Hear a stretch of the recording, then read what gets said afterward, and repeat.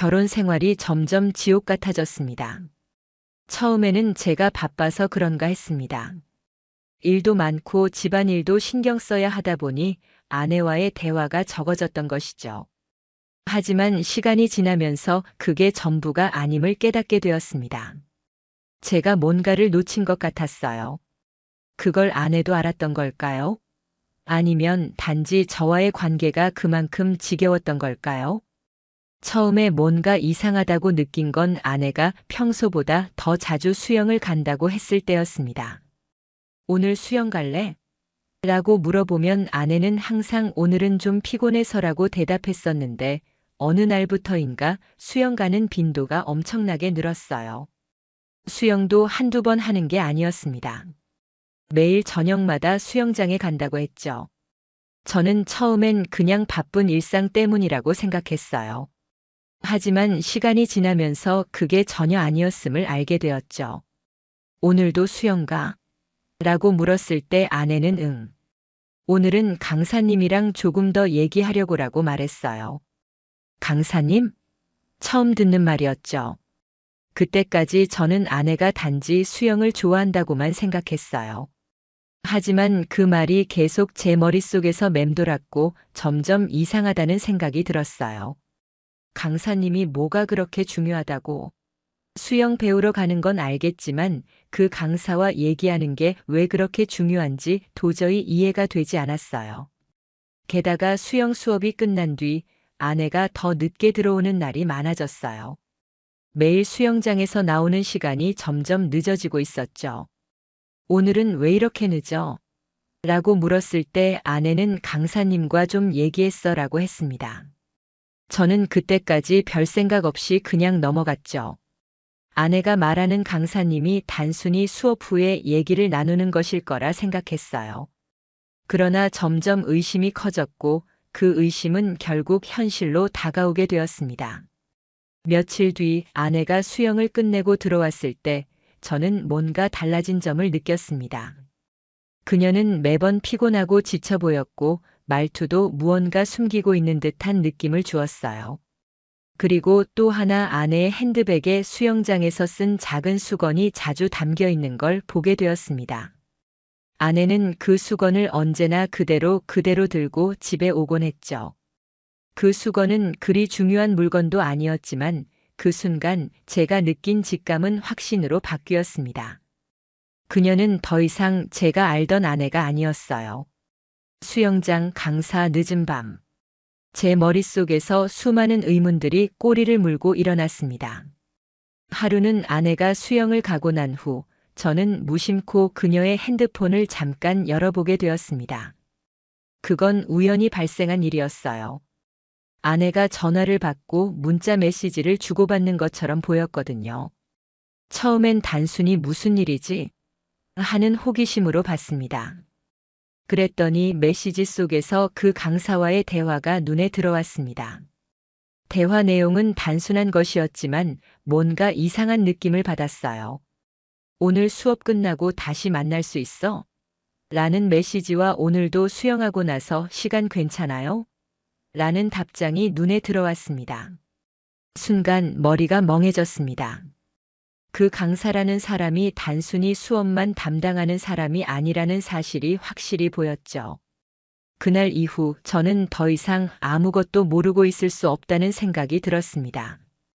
강사님과 또 뭐 했어? 라고 제가 아내에게 직접 묻자 아내는 피식 웃으면서 그냥 수영에 관한 얘기했어 라고 대답했죠. 그 말에는 무언가 불편한 느낌이 있었습니다. 처음엔 저도 믿어주려 했습니다. 그럼에도 불구하고 점점 의심은 커졌고 저 스스로 그 강사와 관련된 진실을 알기 위해 무엇이든 해야겠다는 결심을 하게 되었어요. 그날 저는 수영장 근처에서 아내를 몰래 따라가기로 결심했습니다.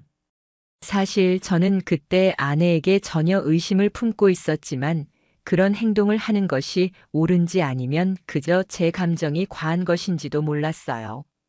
그저 내가 아는 아내는 점점 더 변해가고 있다는 느낌이었죠. 수영장 근처에서 기다리며 기다렸습니다. 시간이 지나고 아내가 수영을 마친 뒤 강사와 함께 걸어가는 모습을 보게 되었어요. 그 둘은 너무 가까운 거리가 아닌가. 서로 나누는 대화가 매우 친밀하고 때로는 웃음소리까지 들리더군요. 그것이 사실이라면, 그것이 모든 진실이라면 이제 저는 정말 어떤 결정을 내려야 할지 모르겠더라고요. 그날 저녁 아내가 수영을 마치고 집에 돌아왔을 때 저는 이미 마음속으로 결정을 내렸습니다. 그저 의심을 넘어서 이건 이제 확인이 필요하다고 생각했어요. 아내가 들어오자마자 저는 아무렇지 않게 오늘 강사님과 무슨 얘기했어? 라고 물었습니다. 아내는 눈치를 채지 못한 척 그냥 수영 관련된 얘기 했어 라고 대답했죠. 하지만 그 말투에서 무언가 이상한 느낌을 받았습니다. 뭔가 숨기고 있다는 느낌이 들었어요. 그럴 때마다 저는 더욱 불안해졌습니다. 그날 밤 아내가 자고 난 뒤 저는 다시 한번 아내의 핸드폰을 확인하기로 결심했어요. 이번에는 단순히 메시지만 확인하려는 게 아니었습니다. 그 강사와의 관계가 어떤 식으로 발전해 가고 있는지 알고 싶었어요. 아내의 핸드폰을 들여다보니 그날의 메시지 외에도 여러 차례 강사와 주고받은 메시지가 있었습니다. 오늘 수업 끝나고 저녁에 잠깐 만나서 얘기할래? 라는 메시지와 응, 그럴게. 기다릴게 라는 답장이 있었어요. 그 순간 제 가슴 속에서는 분노와 배신감이 폭발적으로 밀려왔습니다. 아내가 말한 수영 관련 얘기가 얼마나 거짓말이었는지, 그들이 사실상 비밀스러운 관계를 맺고 있다는 사실을 확실히 알게 되었죠. 그리고 그 순간 저는 스스로에게 물었습니다. 내가 어떻게 해야 할까? 모든 것이 너무 고통스러워서 답을 구하는 게 아니라 더 이상 그 상황을 견딜 수 없다는 생각만 들었어요. 그녀가 나에게 숨긴 이 비밀을 알게 되었으니 이제 어떻게든 이를 해결해야 한다는 생각이 들었습니다. 하지만 그 상황에서 제 마음속 깊은 곳에서는 해결해야 한다는 말이 아무리 들려도 복수라는 생각이 들기 시작했어요. 이대로 그냥 넘어갈 수는 없다는 생각이 제 마음을 꽉 움켜잡고 있었습니다. 다음 날 저는 아내에게 한 가지 질문을 던졌습니다. 오늘 수영 가기 전에 나랑 얘기 좀 하자. 아내는 깜짝 놀란 듯이 저를 쳐다보았어요. 왜? 무슨 일 있어? 저는 그냥 차분하게 말했죠. 그냥 내가 나에게 숨긴 게 있는 것 같아서. 아내는 당황한 표정이었지만 조금 있다가 뭐 숨긴 거 없어라고 대답했어요. 그 말에 저는 내내 기다리고 있던 질문을 던졌습니다. 강사랑 무슨 관계야? 아내는 순간적으로 굳어졌고 표정이 굳어졌어요. 뭐? 그게 무슨 말이야? 하지만 그때 저는 아내의 눈을 바로 보고 말했어요. 메시지 봤어.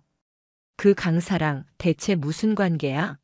나한테는 왜 그런 말을 하지 않은 거야? 아내는 숨을 쉬는 듯한 소리를 내며 잠시 말을 멈췄습니다. 그리고는 저를 피하는 듯한 눈빛을 보냈어요. 결국 아내는 고개를 숙이며 한마디 했습니다. 그냥 내가 힘들었어. 그 말을 듣고 저는 완전히 무너져 내렸습니다. 힘들었다고요? 그저 수영을 배우러 가고 강사랑 친하게 지내는 게 그렇게 힘들었단 말인가? 그 순간 제 안에서 끓어오른 감정은 말로 표현할 수 없을 정도였어요. 아내가 그렇게 힘들어서 다른 남자에게 의지하고 있었다는 사실을 받아들이기 어려웠습니다. 하지만 그보다 더 힘든 사실은 아내의 그 말이 이제까지의 모든 관계를 부정하는 듯한 느낌을 주었다는 것이었습니다. 그녀는 나와의 결혼 생활이 점점 지쳐갔다고 말할 수 있는 거였죠. 그 말이 제 가슴을 도려내는 듯 했어요. 그게 그렇게 중요해? 나한테는 왜 그런 말을 하지 않은 거야? 제가 다시 물었을 때 아내는 눈물을 흘리며 대답했어요. 그냥. 나도 그런 마음이 없었으면 좋겠다고 생각했어. 내가 잘못했어. 그러면서 아내는 울먹이며 그 강사와의 관계가 단지 힘든 시기에 가까워진 것이라고 말했어요. 그녀는 그 강사에게 위로를 받으면서 자신도 모르게 그런 감정이 커졌다고 고백했죠. 그 말을 듣고 저는 그저 말없이 아내를 바라만 보고 있었습니다. 그녀는 너무나 쉽게 그 강사에게 의지하고 결국 그 감정을 인정하고 있었어요. 그런 말들이 제 가슴을 더 아프게 만들었고 그녀의 고백은 제게 더 이상 말을 할 수 없게 만들었습니다. 결국 저는 아내에게 말했어요. 그만해. 그 강사랑 그만 만나. 하지만 아내는 고개를 저으며 그건 아니야. 이제 그만하자라고 대답했어요. 그 말이 저를 더 미치게 만들었습니다. 그날 밤 저는 생각할 시간이 필요했습니다. 이 상황을 어떻게 해결해야 할지 모르겠더라고요. 아내는 계속해서 강사와 만나는 걸 멈추지 않았고 저는 그걸 받아들이기 어려웠습니다. 그 강사에게 내 아내를 빼앗긴 것 같다는 기분이 들었고 그럼에도 불구하고 나는 그 상황에서 아무것도 할 수 없는 나 자신이 너무 한심하게 느껴졌습니다. 그럼에도 불구하고 복수라는 생각은 점점 더 커져갔어요. 내가 이대로 당할 순 없다. 어떻게든 그녀가 이걸 후회하게 만들 거야. 그날 밤 저는 아무것도 할 수 없었습니다. 제 머릿속은 아내와 그 강사 사이의 관계로 가득 차 있었고 그 생각을 떨칠 수 없었어요. 아내는 계속해서 그 강사랑은 그냥 친해졌을 뿐이야 라고 말했지만 제 귀에는 전혀 믿기지 않았습니다. 그녀가 그런 말을 할 때마다 제 마음은 더욱 더 조여왔고 아내가 얼마나 무책임하게 제 마음을 짓밟았는지 느낄 수 있었습니다. 그녀의 사소한 변명들이 제게는 전혀 의미 없었어요. 그날 이후 저는 아내가 말한 친구 같은 관계를 더 이상 믿을 수 없었습니다.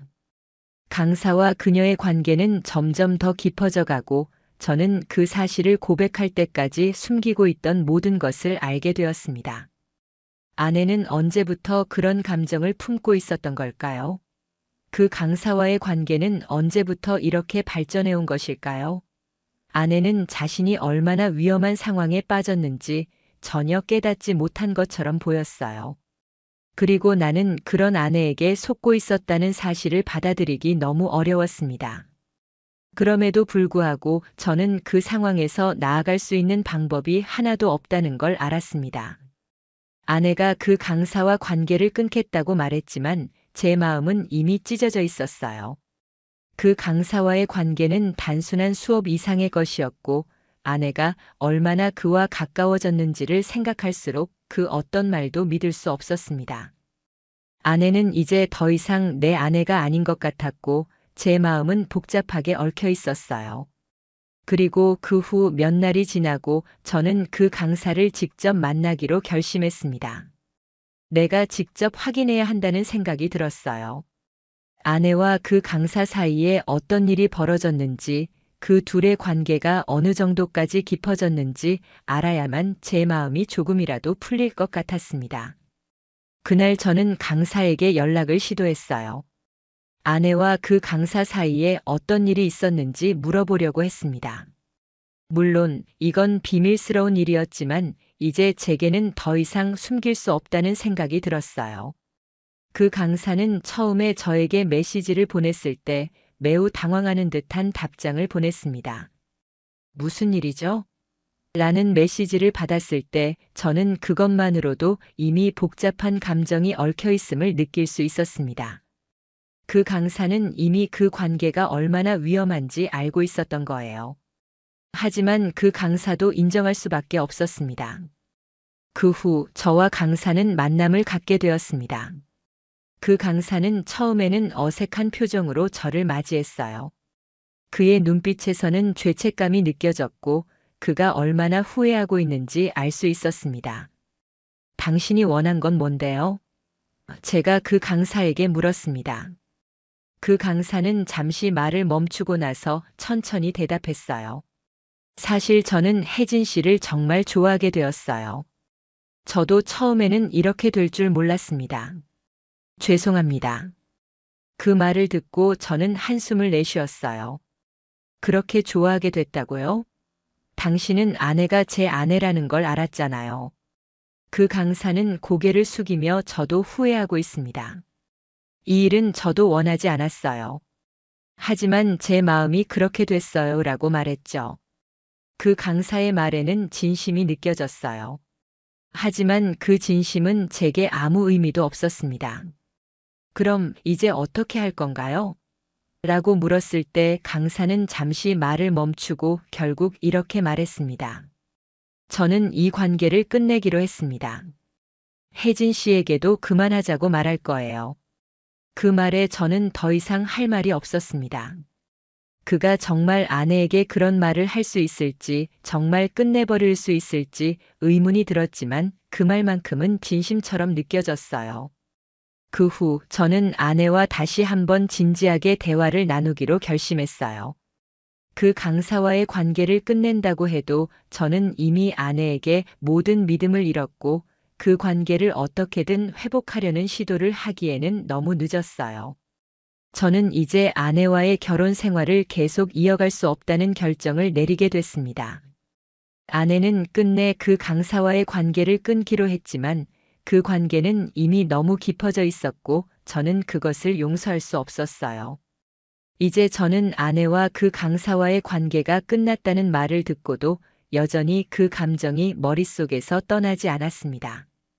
아내는 죄책감을 느끼며 미안해라는 말을 반복했지만 그 말이 제게는 아무 의미가 없었어요. 그저 모든 게 다 끝난 것 같았어요. 더 이상 복잡한 감정에 휘둘리고 싶지 않았고 이제는 제 삶을 다시 시작해야 한다는 결심을 하게 되었죠. 며칠 후 아내는 변해 있었습니다. 그녀는 더 이상 예전의 아내 같지 않았어요. 죄책감을 느끼며 저에게 다가오려 했지만 저는 그 어떤 말도 듣고 싶지 않았습니다. 아내가 아무리 미안하다고 해도 그 미안함은 이제 저에게 아무런 의미가 없었어요. 그 말들은 그저 말을 덧붙이기 위한 것 같았고 제가 원하는 건 단지 진심이었어요. 하지만 그녀의 진심은 보이지 않았습니다. 그저 미안해라는 말만 반복했을 뿐이었죠. 그런 말을 들을 때마다 제 마음은 점점 더 차가워졌습니다. 그날 밤 아내는 진심으로 저를 위로하려고 했지만 저는 그저 무겁게 고개를 돌리며 말을 멈췄어요. 그녀는 계속해서 이게 다 내 잘못이야 라고 말했지만 그 말들조차도 이제 저에게는 아무런 감동도 없었어요. 당신이 그렇게 말한다고 해서 내가 느끼는 감정이 바뀔 거라고 생각해? 라고 물었을 때 아내는 잠시 눈물을 흘렸어요. 저는 그 눈물을 보면서도 더 이상 아내의 말이나 눈물이 제 마음에 닿지 않음을 느꼈습니다. 사실 그 눈물은 이미 너무 늦게 흘려진 것이었어요. 그녀의 마음은 이미 다른 곳에 갔었고 저는 그 사실을 받아들여야 했습니다. 내가 왜 이렇게 해야 하는 거지? 라는 질문이 제 머릿속을 계속 맴돌았어요. 왜 내가 이런 고통을 겪고 있어야 하는지, 왜 내 아내가 다른 남자에게 마음을 주고 나에게 이런 상처를 남긴 것일까? 그 질문이 머릿속을 떠나지 않았습니다. 그 강사와의 관계가 끝났다고 해도 그 상처는 쉽게 치유될 수 없었어요. 아내가 다시금 저에게 다가오려고 할 때마다 저는 더 이상 그녀를 받아들일 수 없었어요. 그녀는 이미 다른 남자의 손길을 받았고 그 사실을 알게 된 저는 다시는 그녀를 그저 아내로서 바라볼 수 없었습니다. 며칠 뒤 저는 이혼에 대한 생각을 확고히 하게 되었습니다. 결혼 생활을 이어가는 것이 더 이상 의미가 없다는 생각이 들었어요. 아내는 결국 그 강사와의 관계를 끊기로 했지만 그 사실이 제게는 아무런 위로가 되지 않았습니다. 이 모든 일이 벌어지기 전 저는 아내가 나에게만큼은 충실할 것이라고 믿었어요. 하지만 그 믿음은 한순간에 무너졌고 그 무너진 믿음 속에서 저는 더 이상 아내와 함께할 수 없다는 결정을 내리게 된 것이죠. 이제 나는 어떻게 해야 할까? 그 질문이 계속 제 안에서 울려 퍼졌습니다. 아내는 저에게 다시 시작하자고 말했지만 그 말을 들을 때마다 내 마음은 더 이상 그 시작을 받아들일 수 없다는 것을 느꼈어요. 아내는 아마도 제게 사랑한다고 말했겠지만 저는 그 사랑이 이제 무의미하다는 걸 알았죠. 제가 아무리 그녀를 사랑한다고 해도 이미 모든 것이 끝나버린 사실이었어요. 결국 저는 아내에게 이혼을 선언하게 되었습니다. 그날 아내는 저에게 울면서 정말 미안해라고 말했지만 그 말이 더 이상 저에게는 아무런 의미도 가지지 않았어요. 이젠 너무 늦었어라고 말하며 저는 결단을 내렸습니다. 아내는 내 앞에서 무릎을 꿇고 사라지길 바라는 것처럼 보였어요. 그 순간 제 마음속에서 그녀를 떠나보내기로 마음먹은 저는 더 이상 그녀와 함께할 이유가 없다는 것을 느꼈습니다. 아내는 결국 내가 떠날 수밖에 없다는 사실을 깨닫게 되었어요. 그날 밤 저는 집을 떠나기로 결심했습니다. 아내는 끝내 제게 붙잡지 않았고 그저 울면서 바라보고 있을 뿐이었어요. 그 눈빛을 보면서도 저는 더 이상 그녀를 떠나보내는 것에 대한 미련이 없었습니다. 아내는 결국 그 강사와의 관계를 끝내고 저와의 결혼 생활을 끝내는 수밖에 없었죠. 그 후 집을 떠나면서 저는 제 삶을 다시 시작해야 한다는 결심을 하게 되었어요. 그 강사와의 사건 이후 제 삶은 완전히 달라졌습니다. 제가 그날 아내와 이혼을 결심한 순간부터 저는 과거의 아내와 그 강사에 대한 기억을 떨쳐내기로 했습니다. 이제 저는 더 이상 아내와의 관계를 되돌릴 수 없다는 사실을 받아들였고 제 인생을 새로운 방향으로 이끌어가기로 결심했습니다. 그날 이후 제 마음은 차가워졌습니다. 아내와의 이혼을 결심한 뒤 그 어떤 감정도 제게는 필요 없는 것 같았어요. 나는 그저 고통스러운 결정을 내리고 나서 마음속에서 모든 것을 지워버리려 했습니다. 하지만 그런다고 해서 아내와의 지난 시간을 잊을 수 있을 리 없었습니다. 그 시간들이 한편으로는 아름다웠지만 다른 한편으로는 상처만 남았죠. 제가 그녀를 떠나면서 모든 것이 끝났다고 생각했지만 여전히 그 기억은 저를 괴롭히고 있었습니다. 이혼 후 저는 일상 속에서 점차적으로 아내와의 추억들을 지워가려고 했어요. 하지만 그게 그렇게 쉬운 일이 아니었습니다. 그녀와 함께한 시간들이 떠오를 때마다 그 강사와의 관계가 떠오르고 제 마음은 여전히 고통스러웠습니다. 어떻게든 이 고통을 떨쳐내고 싶었고 제 마음속에서는 아내를 다시 볼 수 없다는 것을 다짐하면서도 그리워하는 감정이 계속해서 밀려왔어요. 그렇지만 그 모든 감정을 짓누르고 내 마음을 지켜야 한다는 생각이 점점 더 강해졌습니다. 그리고 한 달이 지난 후 어느 날 제가 일을 마치고 집에 돌아왔을 때 예상치 못한 일이 벌어졌습니다. 아내가 제게 전화를 걸어왔어요. 그 전화를 받았을 때 아내의 목소리는 여전히 그리운 듯 떨리고 있었어요. 정말 미안해. 다시 한번 기회를 줄 수 없을까? 그 말에 저는 답할 수 없었어요. 다시 그녀를 받아들일 수 없다는 것을 확신했기 때문이죠. 그저 조용히 너무 늦었어라고 대답했어요. 아내는 끝내 저에게 다시 한번 기회를 주길 바랬겠죠. 하지만 그 말은 제게 전혀 의미가 없었어요. 이미 그 강사와의 관계가 끊어졌다고 해도 저는 그 감정의 흔적을 지울 수 없었어요. 아내는 여전히 그 강사와의 일로 마음이 흔들렸고 그것이 결국 우리 사이의 마지막 벽을 만들었습니다. 그 벽은 너무 두껍고 굳어져서 저는 그 벽을 넘을 수 없었어요.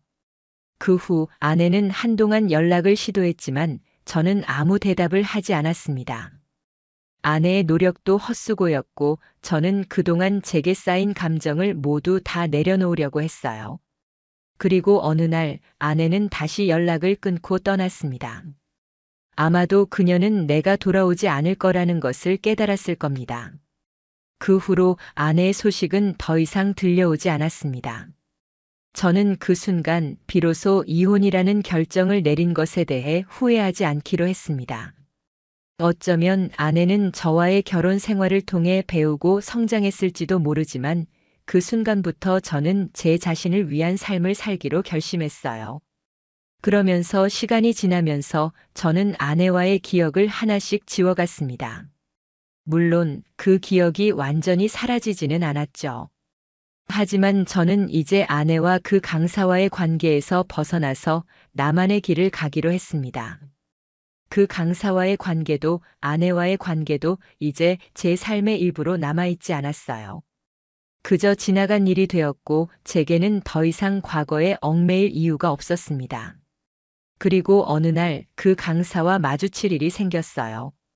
이혼 후 제가 어느 카페에서 커피를 마시고 있던 중 그 강사가 우연히 제 앞에 나타난 거예요.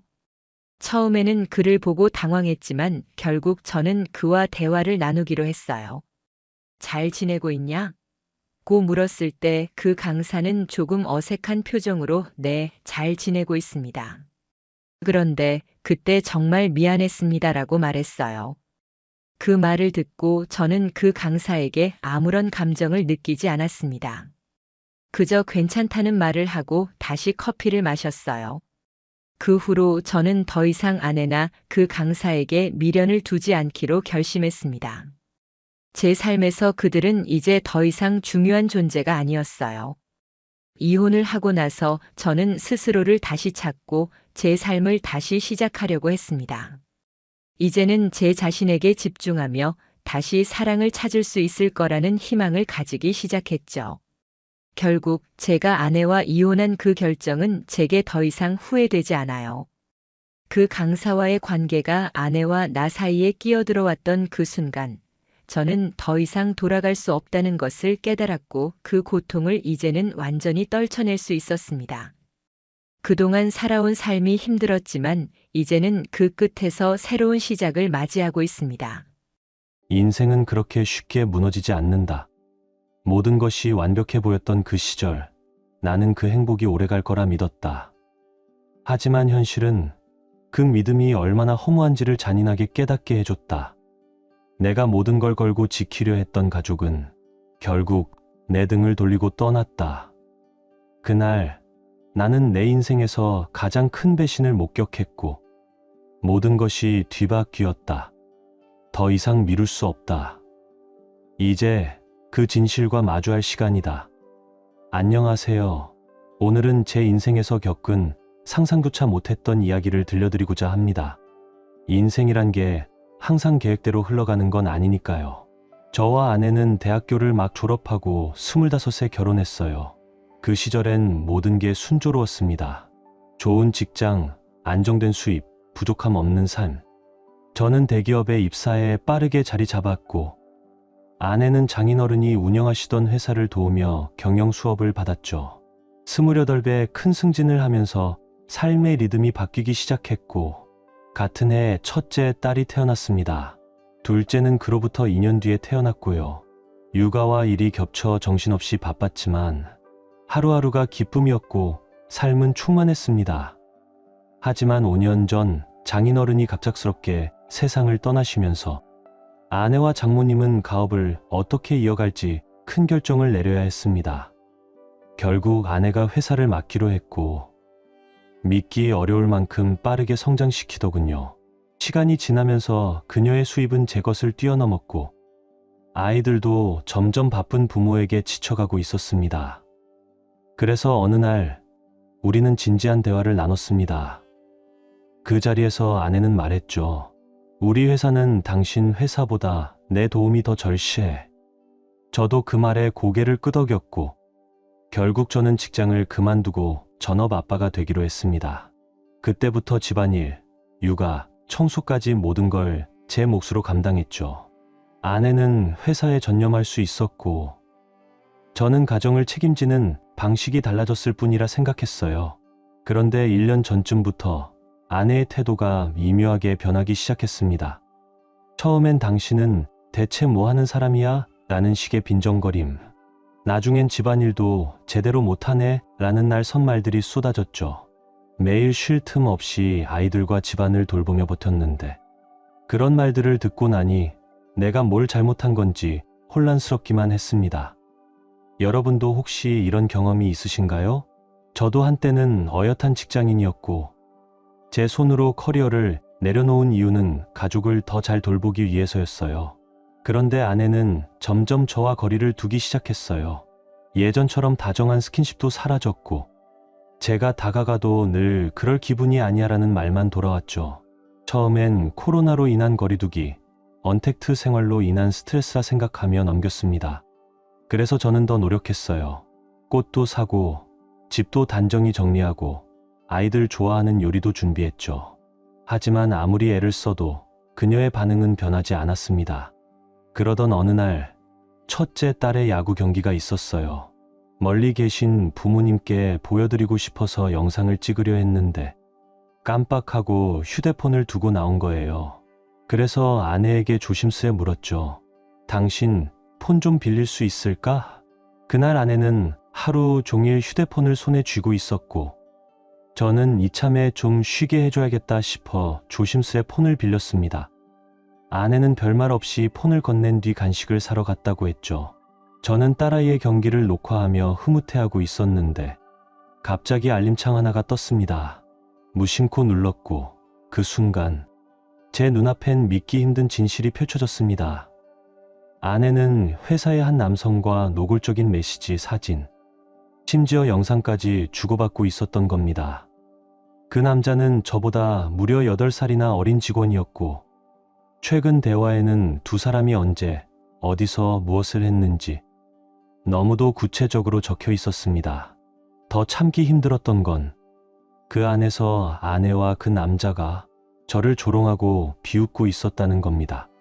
심장이 내려앉고 머릿속이 새하얘졌습니다. 그 순간 아내가 다시 다가오는 발소리가 들렸고, 저는 급히 앱을 닫고 아무 일 없었다는 듯 경기를 계속 촬영했습니다. 집으로 돌아오는 길, 그리고 도착한 뒤에도 아내는 말을 걸려 했지만 저는 그 어떤 말도 듣고 싶지 않았습니다.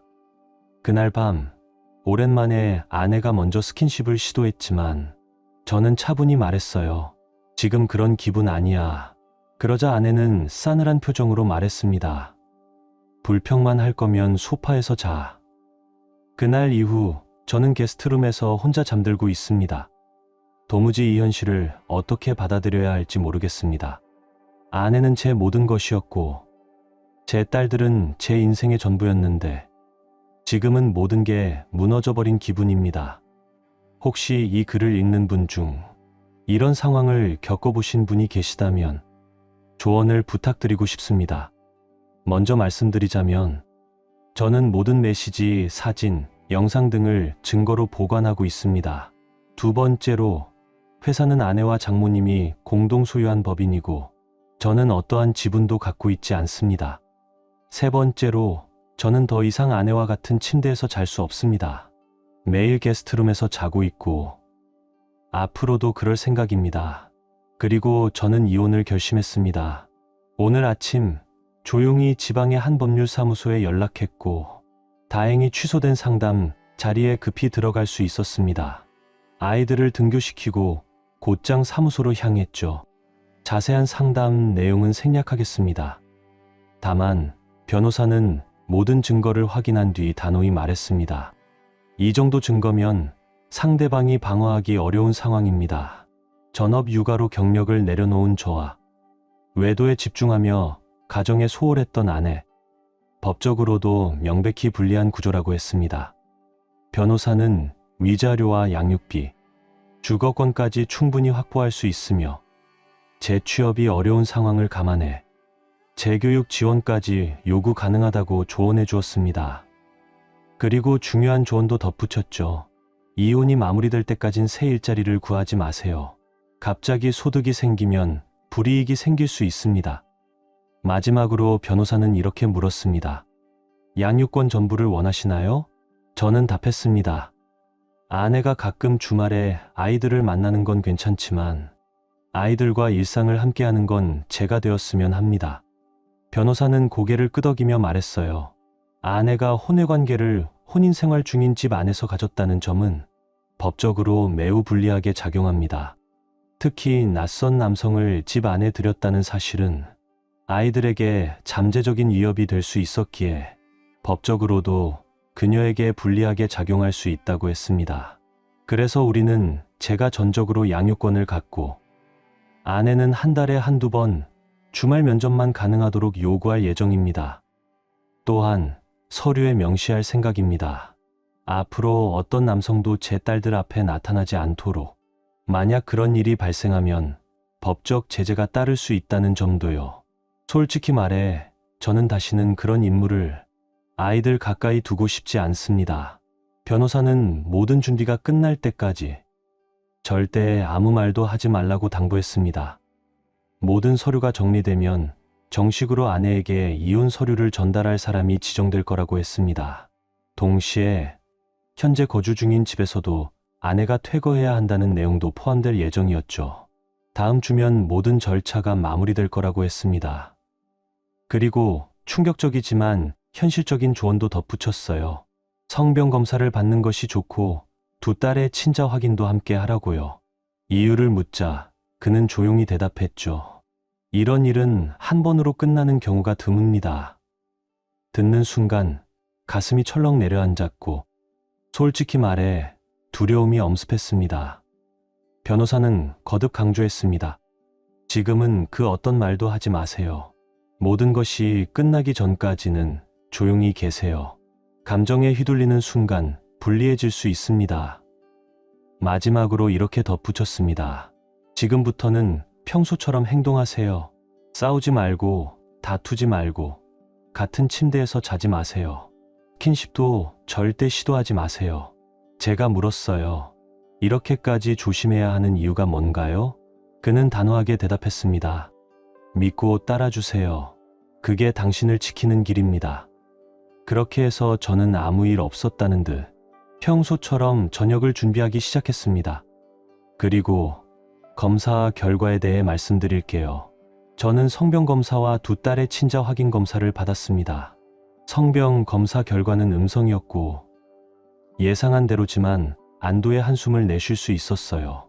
그리고 많은 분들이 가장 궁금해하실 부분일 텐데요. 두 딸의 친자 여부는 결론부터 말씀드리자면 다행히 두 아이 모두 제 친딸이 맞았습니다.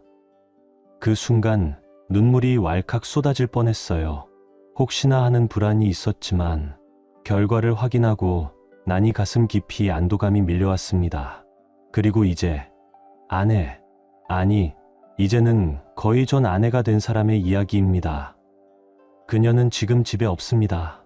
저는 법적으로 임시 단독 양육권을 받은 상태이고 아이들과 함께 지내고 있어요.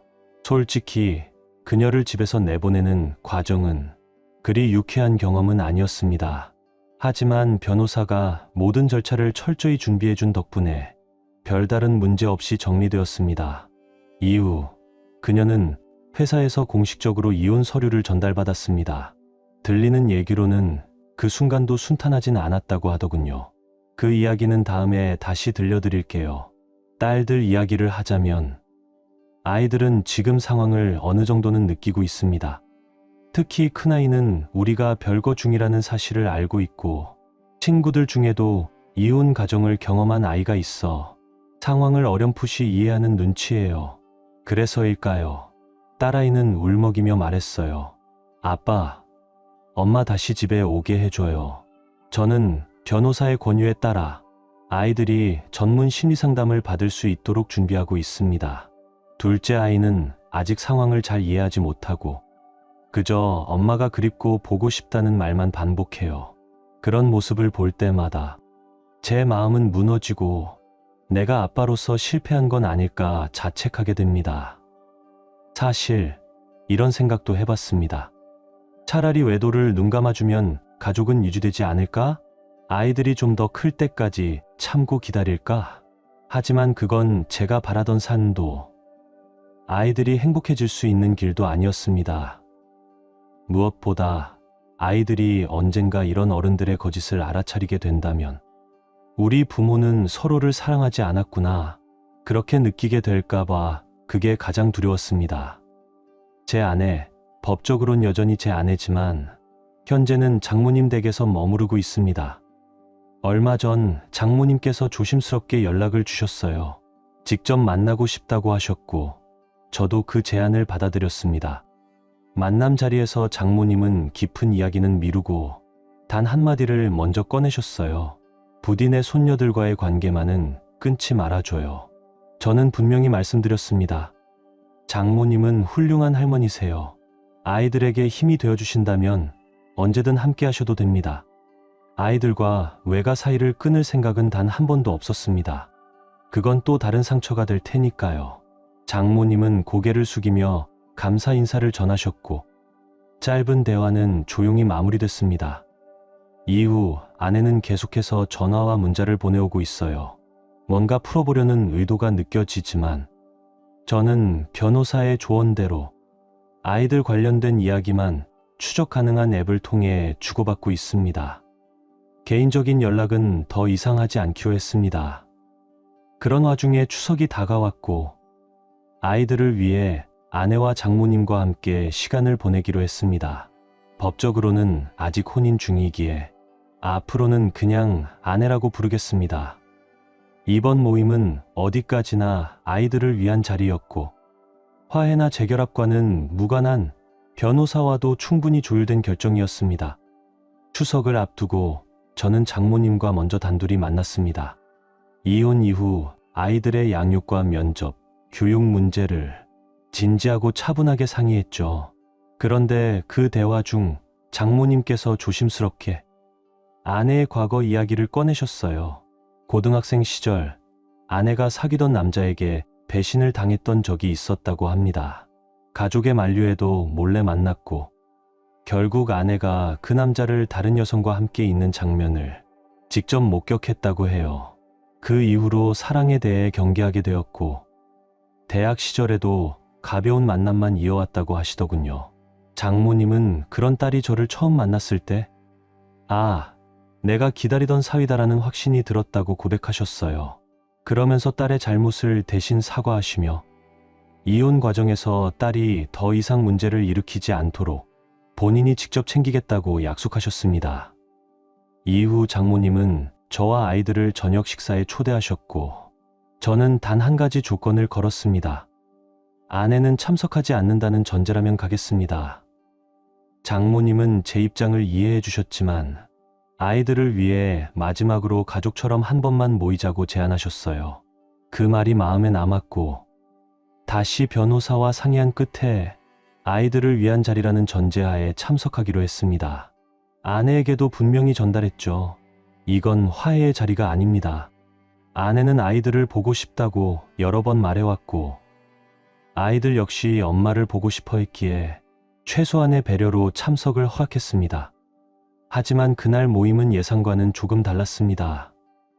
아내는 아이들을 품에 안으며 반갑게 인사했고 그 장면은 나쁘지 않았습니다. 문제는 그 다음이었습니다. 그녀는 저에게도 다가와 안아보려 했고 심지어 제 뺨에 입을 맞추려 했습니다. 저는 자연스럽게 몸을 피했고 대신 장모님께 정중히 인사를 드렸고 호응을 나눴습니다. 그런데 아내는 그 뒤를 따라오며 마치 우리가 여전히 부부인 것처럼 행동했고 계속해서 말을 걸며 대화를 시도했습니다. 그 순간 저는 확실히 느꼈습니다. 이 자리는 아이들만을 위한 자리다. 어떤 감정도 어떤 흔들림도 없어야 한다. 저는 최대한 짧고 형식적인 말만 하며 식탁을 정리하는 데 집중했습니다. 장모님이 식사 전에 기도를 올리자고 하셨고 아내는 어느새 제 옆에 앉아 있었습니다. 저는 양옆에 있는 딸들의 손만 꼭 잡았고 아내가 손을 내밀었을 땐 조용히 피했습니다. 어쩌면 너무 냉정해 보였을지 몰라도 이제는 그녀의 손길조차 받아들이고 싶지 않았습니다. 저는 무신론자지만 장모님에 대한 존경의 의미로 조용히 고개를 숙였습니다. 식사는 무난히 끝났지만 아내는 크리스마스나 휴가 이야기를 꺼내며 마치 우리가 다시 가족처럼 지낼 수 있는 것처럼 말했습니다. 그 순간 오늘 자리는 실수였구나라는 생각이 들었습니다. 식사 후 저는 딸들을 챙겨 설거지를 마친 뒤 바로 집에 돌아가려 했습니다.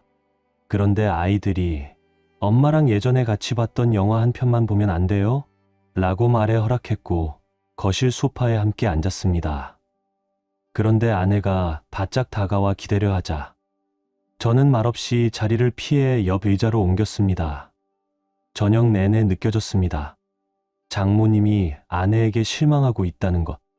그녀가 선을 넘을 때마다 장모님의 눈빛은 명확하게 경고하고 있었습니다. 영화가 끝난 뒤 소파에서 잠든 두 딸을 조심스럽게 안고 차에 태운 뒤 무언가 빠뜨린 게 생각나 집 안으로 다시 들어갔습니다. 그때 복도에서 기다리고 있던 아내가 제 팔을 붙잡고 울먹이며 말했습니다. 제발 나 다시 받아줘. 우리 이겨낼 수 있어. 가족이 필요해. 아이들도 아빠가 필요해. 정말 미안해. 순간 아무 말도 할 수 없었습니다. 가슴이 막혀버린 듯 숨도 쉬기 어려웠죠. 그런데 그때 장모님이 갑자기 나타나 아내의 팔을 거칠게 떼어냈습니다. 그리고 저에게는 단호하게 말씀하셨어요. 잘 가요, 정민우 씨. 오늘 정말 고마웠어요. 곧이어 아내를 향해 고함을 치기 시작하셨고, 저는 더 이상 그 자리에 머무르지 않고 조용히 떠났습니다. 집에 돌아오자마자 변호사에게 연락했고, 모든 상황을 상세히 전달했습니다. 혹시나 제 태도가 화해로 오해될까 우려됐거든요. 변호사는 단호하게 말했습니다. 걱정 마세요. 이미 충분히 입장을 밝히셨고, 행동에서도 오해의 여지는 없었습니다. 추석이 끝난 후 며칠 동안 집은 조용하지 않았습니다. 아내는 계속해서 전화를 걸어왔고, 저는 혹시 아이들 관련된 이야기인 줄 알고 받았지만, 대부분은 우리 다시 시작하자, 가정을 지키자 같은 애원뿐이었습니다. 저는 아이들 관련이 아니라면 대화를 끊었고, 문자는 열어보지도 않고 있습니다. 이제는 분명히 밝혔습니다. 아이들에 관한 이야기 외엔 일절 응하지 않겠다고요. 하지만 걱정되는 건 크리스마스를 앞두고 또다시 아이들을 빌미로 가족 모임을 요구할까 봐입니다. 아이들이 엄마를 보고 싶어 할 수 있다는 점을 이용하지 않을까 두려운 거죠. 이 문제도 변호사와 상의할 예정이며 제 입장은 분명합니다. 그리고 이번 주 아이들의 심리 상담에서 마음 아픈 일이 있었습니다. 상담 선생님이 아이들에게 부모의 이별에 대해 조심스럽게 설명하셨다고 합니다. 언젠가는 해야 할 이야기였지만 생각보다 이른 시점이라 저로서는 마음이 참 무거웠습니다. 상담이 끝난 뒤 두 딸은 조용히 다가와 저를 꼭 껴안고 말했습니다. 아빠, 사랑해. 저 역시 아이들을 누구보다 사랑하지만 이런 아픔을 겪게 한 게 너무도 미안했습니다. 상담사에게 물었습니다. 왜 지금 그 이야기를 하셨나요? 그녀는 대답했습니다. 아이들은 이미 모든 걸 느끼고 있었어요. 아빠가 엄마에게 달라졌다는 것도요. 설명하지 않으면 오히려 더 큰 혼란과 불안을 안게 될 겁니다. 이어 말했습니다. 진실을 알지 못하면 아이들은 앞으로 나아가지 못해요. 물론 아이들이 받아들일 수 있는 언어로 전달했습니다. 그렇게 해서 아이들은 이제 조심스럽게나마 진실을 알게 되었습니다. 그날 밤 아이들은 제 품에 안겨 또 한참을 울었습니다. 우리는 음식을 시켜 먹으며 아이들이 좋아하는 영화를 함께 봤어요. 저는 아이들 앞에선 눈물을 참았지만 욕실에선 끝내 흐느끼고 말았죠. 그렇게 상처 입은 아이들을 보며 문득 그녀가 이 고통을 이해하고는 있을까 그런 생각이 들었습니다.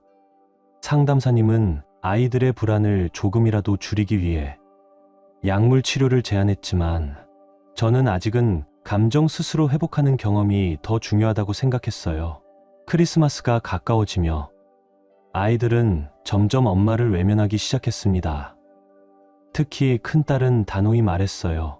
엄마, 다시는 보고 싶지 않아. 둘째도 언니를 따라 같은 말을 했고, 그 순간 숨이 멎는 듯 아팠습니다. 저는 겨우 말을 꺼냈죠. 엄마는 너희를 사랑해.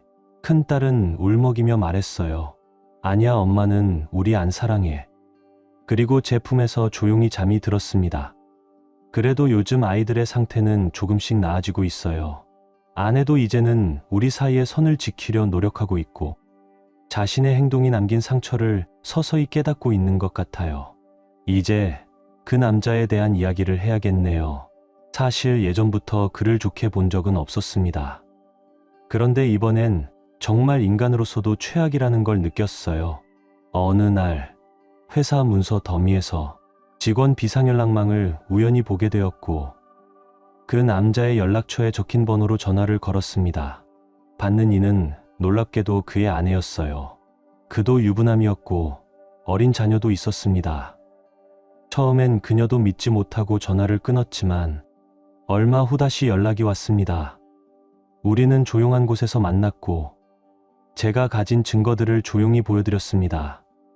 그녀는 차 안에서 아무 말도 없이 눈물부터 흘렸습니다. 내가 뭘 그렇게 잘못했는데? 저는 조용히 말했습니다. 당신은 아무 잘못도 없어요. 이건 당신 책임이 아닙니다. 그리고 변호사 연락처를 건넸죠. 그녀는 조심스레 물었습니다. 도대체 언제부터 그런 관계였나요? 저는 1년, 어쩌면 그보다 더 오래였다고 말했습니다. 그 순간 그녀의 얼굴이 슬픔에서 분노로 바뀌었습니다. 저는 물었습니다. 무슨 일이 있었나요? 그녀는 천천히 고개를 숙이고 가발을 벗었습니다. 저는 숨을 멈췄어요.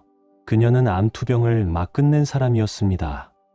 출산 직후 이상 징후가 발견돼 정밀 검사를 받았고 종양 진단을 받았다고 했습니다.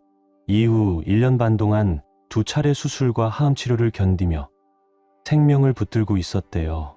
남편과는 거의 2년 가까이 관계가 없었어요. 몸이 너무 아팠고 생명이 위태로운 순간도 많았어요. 약물 탓에 체중이 늘고 머리카락도 빠지며 자존감은 바닥을 쳤고 거울 속 자신을 볼 때마다 낯설고 슬펐다고 말했습니다. 저는 말문이 막혔습니다. 그녀의 고통, 그리고 그 남자의 행동이 겹쳐지며 인간으로서 느껴야 할 분노와 안타까움이 동시에 밀려들었어요. 그저 숨을 깊게 내쉬고 말없이 그녀 옆에 있어줄 수밖에 없었습니다. 지연은 단정한 드레스를 입고 조용히 집에 들어왔고 5분 뒤에는 따뜻한 식사가 준비되어 있었습니다. 우리는 조용히 저녁을 먹으며 서로의 과거와 현재, 상처와 회복에 대해 깊은 이야기를 나눴습니다. 그녀의 아이는 시댁과 크리스마스를 보내고 있었고 이는 미리 조율된 결정이었기에 마음이 놓였죠. 식사 후 우리는 소파에 앉아 영화를 함께 보며 긴장을 풀었고 잠시 후 아이들이 좋아하는 음악을 틀어놓은 채 고요한 시간을 보냈습니다. 아이들은 아침 일찍부터 선물에 환호했고 저는 따뜻한 커피를 내리며 그 모습을 바라보았습니다. 한참을 함께 웃고 떠들다가 아이들을 외갓집에 데려다 줄 시간이 되었고 아이들은 옷을 갈아입으며 조심스럽게 말했습니다. 엄마 보러 가기 싫어. 저는 딸아이의 손을 꼭 잡고 말했죠. 엄마는 여전히 너희를 사랑해. 지금은 조금 복잡할 뿐이야. 상담사님은 아이들이 스스로 선택하고 감정을 정리할 수 있도록 여지를 주는 것이 중요하다고 했어요. 그래서 저는 아이들에게 외할머니와 좋은 시간을 보내자고 말하며 안심시켰습니다. 장모님은 변함없이 따뜻하게 맞아주셨고 모든 과정은 조용히 잘 마무리되었습니다. 그날 밤 저는 다시 집으로 돌아와 지연과 함께 조용한 저녁을 보냈습니다. 더는 말이 필요 없는 그런 평화로운 시간. 오랜만에 마음이 조금 놓였습니다. 식사 후 소파에 앉아 조용히 영화를 보며 서로의 삶에 대해 진심 어린 대화를 이어갔습니다. 대화 중간에는 눈물이 맺히기도 했고 때로는 웃음이 피어나기도 했어요. 와인을 마시며 분위기는 점점 더 편안해졌고 서로의 생각, 감정, 가치관에 대해 솔직히 나누면서 우리가 생각보다 닮아 있다는 걸 느꼈습니다. 지연은 제 아내가 한때 큰 행운을 가졌지만 그 기회를 스스로 놓쳤다고 말했어요. 저도 고개를 끄덕이며 말했죠. 그래, 너희 남편도 마찬가지야. 몇몇 분들은 마지막 만남에서 그녀의 아름다움을 칭찬하라고 조언해 주셨는데 당시에는 그게 적절하지 않다고 생각했어요. 하지만 이번엔 그녀에게 솔직히 말했어요. 당신은 지금 모습만으로도 충분히 아름다워요. 그녀는 고마운 미소로 답했고 우리 둘은 오랜 대화를 나누며 서로에 대해 더 깊이 이해하게 되었습니다. 감정적으로 가까워진 우리는 조심스럽게 서로에게 기대며 그날 밤 따뜻한 위로의 시간을 함께 보냈어요. 오랜 대화 끝에 우리는 서로를 아는 채 조용히 잠들었습니다. 다음 날 아침, 평소처럼 아침 식사를 함께 준비하고 하루를 차분하게 시작했어요. 그녀가 준비해온 옷을 보고 저는 웃으며 물었어요. 혹시 이 모든 걸 예상한 거였어요? 그녀는 장난스럽게 말했어요. 여자는 항상 예비 옷을 하나쯤 챙기죠. 떠나기 전 그녀는 조용히 물었어요. 어젯밤에 뭔가 느껴졌나요? 저는 솔직하게 말했어요. 느꼈어요. 하지만 우리 둘 다 아이들을 먼저 생각해야 해요. 지금 느끼는 감정이 진짜인지 시간을 두고 확인해 보는 게 필요하다고 생각해요. 그녀는 고개를 끄덕이며 어젯밤 너무 고마웠어요. 나중에 연락할게요. 라고 말하며 조용히 떠났어요. 저는 아이들을 데리러 갔고 아이들은 엄마와 좋은 시간을 보냈다고 했어요. 상담사 선생님 덕분에 아이들도 조금씩 안정을 되찾고 있고 다양한 활동을 통해 감정을 회복해가고 있어요. 저와 지연은 여전히 거의 매일 연락을 주고받고 있지만 그 이후로는 신체적인 접촉은 일절 없었습니다. 우리는 한 번 만나 솔직하게 이야기했어요. 그날 있었던 일을 후회하지는 않지만 그런 상황은 다시 일어나선 안 된다는 데에 서로 동의했어요. 한편 제 아내는 크리스마스 이후 몇 주 동안 저와 연락을 시도했지만 지금은 변호사를 고용한 상태고 조만간 저희 쪽 변호사와의 미팅이 예정되어 있습니다. 그녀는 제가 이미 결심을 굳혔다는 걸 알게 되었고 여러 차례 문자를 보내거나 전화를 걸었지만 저는 아이들과 관련된 일이 아니면 응답하지 않았어요. 화해의 가능성은 더 이상 존재하지 않습니다. 그리고 그녀의 외도 상대는 현재 구속된 상태입니다. 구체적인 내용은 알지 못하지만 회사 내에서 두 사람 간 충돌이 있었고 아내가 경찰 신고를 하겠다고 하자 그 남자가 폭력을 행사했다고 해요. 직장 동료들의 제지 덕분에 아내는 보호를 받았고 결국 그 남자는 체포되었습니다. 아내는 그를 상대로 고소를 진행 중이며 그는 변호사를 선임할 가능성이 높다고 합니다.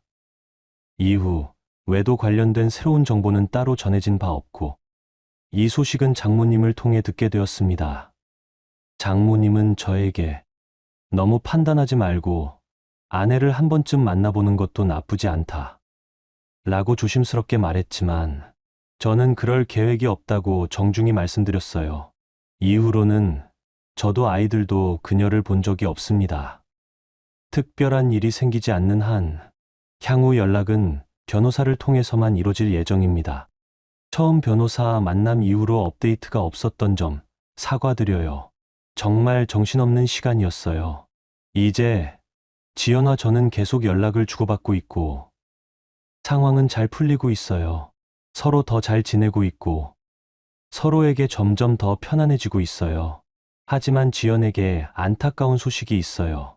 다행히도 그녀의 건강이나 아이와 관련된 건 아니에요. 그녀의 남편, 그 바람핀 남자가 사라졌어요. 이 소식은 놀랍지 않아요. 그는 아내를 폭행한 뒤 보석금으로 풀려난 직후 사라졌어요. 그녀가 말하길 아내가 마지막으로 그 남자와 연락을 했다고 해요. 제 의심이 맞았던 거죠. 그 남자는 아내가 고소를 하려 하자 자신의 위치를 이용해 외도를 시작했다고 주장하며 소송을 걸겠다고 위협했다고 합니다. 그는 결국 고소를 취하했어요. 그 후 그는 소송을 하지 않겠다고 결정하고 도시를 떠났습니다. 그가 어디로 갔는지는 아무도 모르지만 그의 부모가 그 사실을 모른다고 주장하는 건 전혀 믿지 않아요. 하지만 이제는 그 부분에 대해서는 신경 쓰지 않기로 했습니다. 제 변호사님은 제 요구사항을 제시했고 아내의 외도 상대와 관련된 폭력 사건이 있었기에 저는 전적인 양육권을 주장했습니다. 변호사님은 제가 원하는 모든 조건을 정리했지만 아내의 변호사는 전혀 귀 기울이지 않는 것 같았어요. 그 변호사는 아이들을 위해서라도 화해하자고 제안했어요. 그 말을 들은 제 변호사님은 웃으며 말했죠. 그럼요. 우리가 원하는 조건을 받아들이지 않으면 법정에서 만나야겠죠. 다시 한번 아내의 변호사는 화해를 강력히 주장했지만 저희 변호사님은 단호하게 대답했어요. 좋습니다. 법정에서 뵙겠습니다. 그리고 2주 후 변호사님이 전화를 주셨어요. 아내가 모든 조건에 동의했다는 거였어요.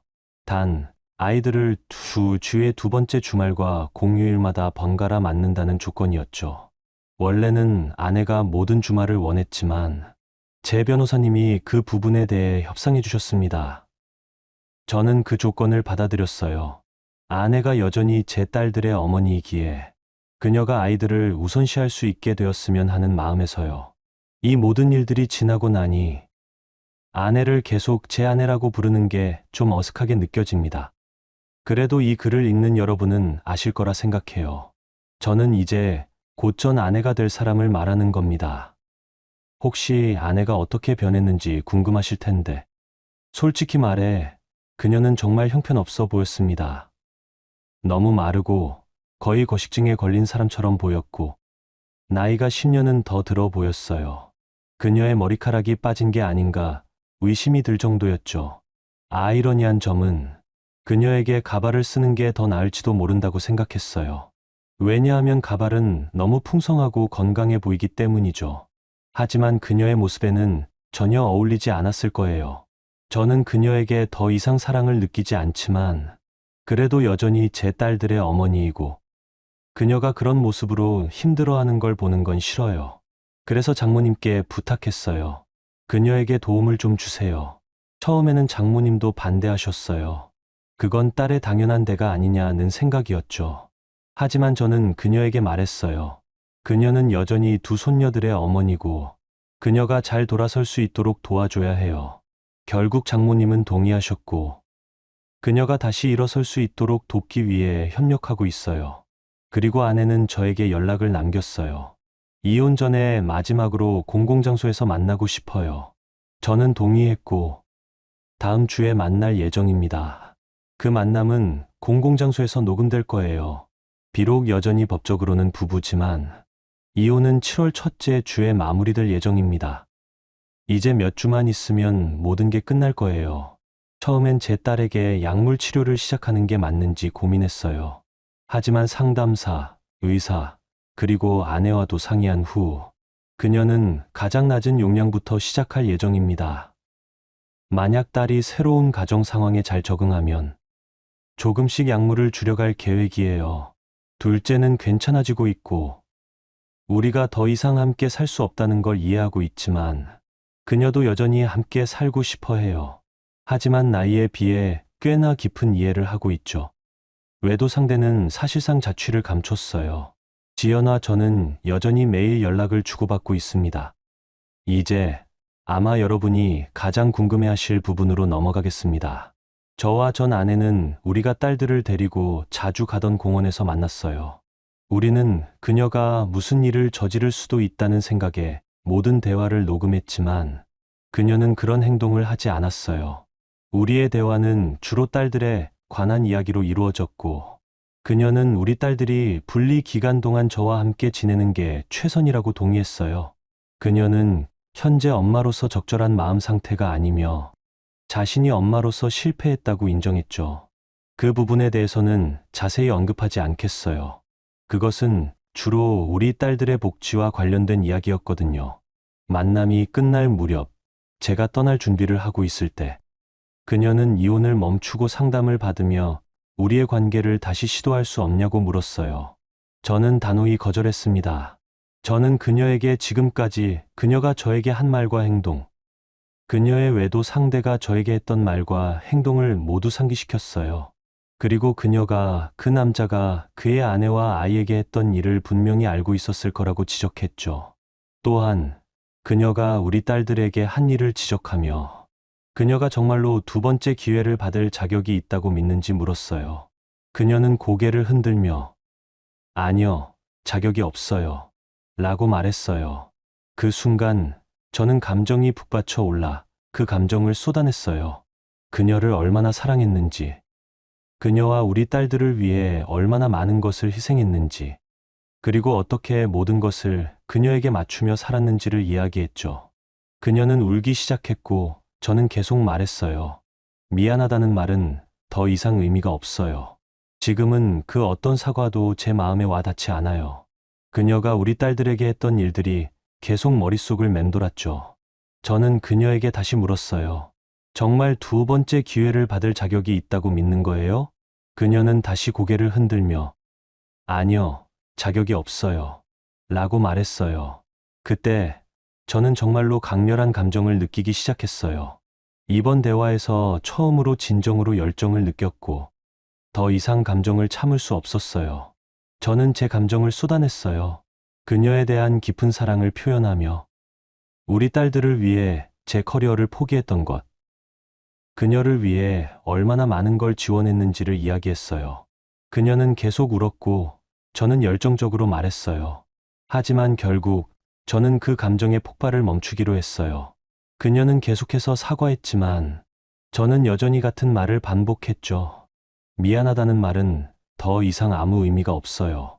그 후 저는 그녀에게 물었어요. 당신이 이렇게 큰 혼란을 일으켰을 때 당신의 마음은 어땠나요?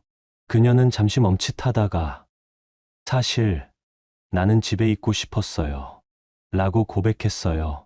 그녀의 말에 저는 당황했지만 그녀는 계속해서 설명을 이어갔어요. 나는 아버지의 회사를 인수하려고 한 게 아니에요. 사실 나는 당신이 그 일을 맡기를 원했어요. 그녀의 진짜 욕망은 어머니이자 아내로서의 삶을 살고 싶은 것이었고 긴 시간 동안 사업을 관리하는 것에 대한 욕망은 아니었습니다. 그녀의 고백은 계속해서 이어졌어요. 그녀는 제가 사업을 맡아서 관리하고 그녀는 가정주부로서 우리 딸들을 돌보고 식사를 준비하고 함께 놀고 싶다고 했습니다. 그녀는 주된 생계부양자가 되는 것 혹은 사업을 운영하는 것에 대해 강한 반감을 가지고 있었어요. 그녀는 이 욕망에 대해 30분 넘게 열정적으로 이야기했죠. 그 이야기가 끝날 무렵 그녀는 완전히 지쳐 보였어요. 저는 더 깊이 파고들어 물었어요. 그렇다면 왜 내가 직장을 그만두게 했고 내가 그 사업을 운영하고 싶다고 했는지. 그녀는 이렇게 대답했어요. 당신이 그 일을 하고 싶다는 의지를 표현하기를 원했어요. 저는 반박했죠.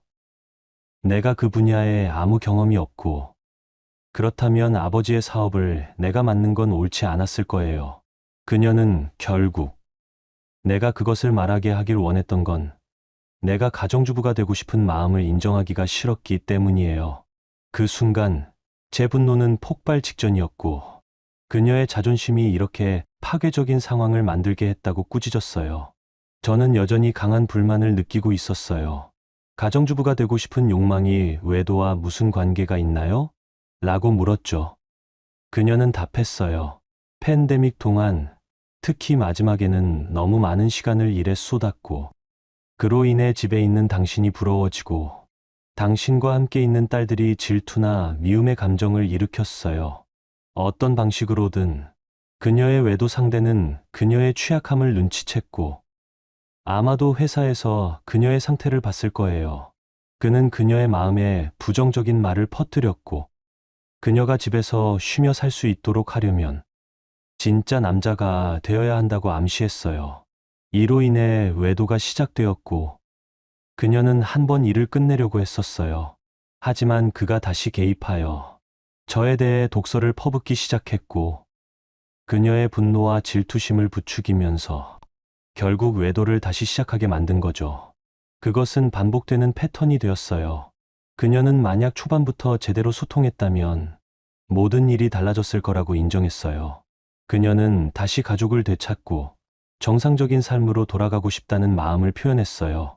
그 말을 듣고 저는 가슴이 무너져 내렸고 분노가 치솟으며 대화를 급히 끝내기로 했습니다. 그날 이후 제 마음은 분노로 가득 찼고 그녀로 인해 더 이상 화를 내는 것조차 지치는 일이 되어버렸습니다. 그리고 지금까지 말하지 못했던 아주 충격적인 사실이 하나 있습니다. 지난해 말 저는 믿기 어려운 이야기를 듣게 되었어요. 아내는 외도 상대와의 관계에서 큰 혼란과 감정적 혼돈을 겪었고 그 과정에서 결코 가볍지 않은 선택을 해야 했던 적이 있었습니다. 그 일은 제게 너무 큰 충격이었고 저뿐 아니라 그녀 자신에게도 깊은 상처로 남았을 겁니다. 그 사실을 처음 알게 되었을 때 저는 오랫동안 말문이 막혔고 왜 모든 것을 그토록 망가뜨렸는지 이해할 수 없었습니다. 지금도 그 감정은 쉽게 가시지 않지만 그저 제 아이들에게만은 이런 어른들의 실수와 상처가 닿지 않기를 바라는 마음뿐입니다.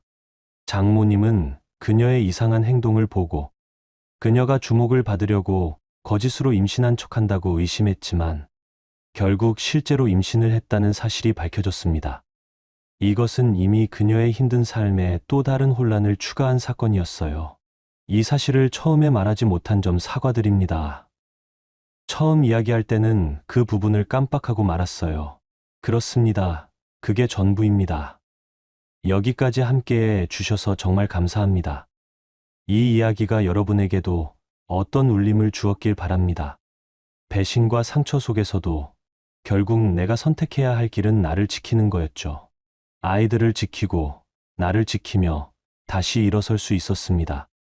이 이야기가 조금이라도 여러분의 마음에 닿았다면 구독과 좋아요로 저를 응원해 주세요. 다시 만날 때까지 여러분의 하루가 행복하길 바랍니다.